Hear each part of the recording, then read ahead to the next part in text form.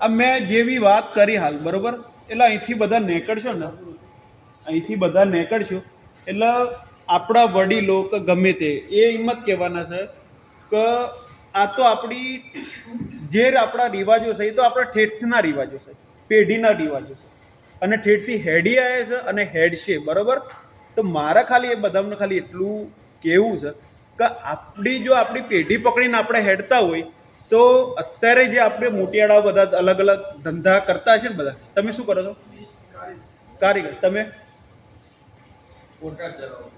બધા અલગ અલગ ફિલ્ડમાં છો ને, પણ આ આપણો વ્યવસાય આ નથી, આપણી ફિલ્ડ આ નથી. આપણી ફિલ્ડ શું છે કે મેન બનાવવા, દારૂ ગળવી અને બળદ લઈને અને ગામડા ફરવાનું બરોબર.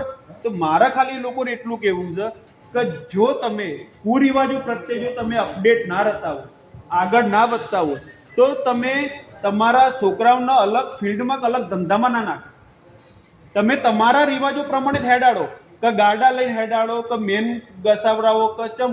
એનું કારણ શું કે એ બધું બંધ થવાના કગાર ઉપર છે બરોબર. અને નહીં કરીએ તો ભૂસે મરશે બરાબર. એટલે એમાં તમે ધંધામાં અપડેટ તમે થાવ છો, બધા આગળ પડતા ધંધામાં થાવ છો, એવા જ તમે અપડેટ બધા સમાજના રિવાજો પ્રત્યે થાવ કે ભાઈ બાળ વિવાહ પહેલા હતા પણ હવે નથી ચાલતા, તો આપણે બી બંધ કરી દઈએ બરાબર. એટલે મહેરબાની કરીને આ લોકો આ ખાસ એમને બધાને બતાવજો કે જો તમે પહેલાંનું ચલાવતા હોય તો તમારા છોકરાઓને તમે બધા ધંધા નોકરીમાંથી કાઢીને અને મેનમાં એમાં જ ઘુસાડો બધા.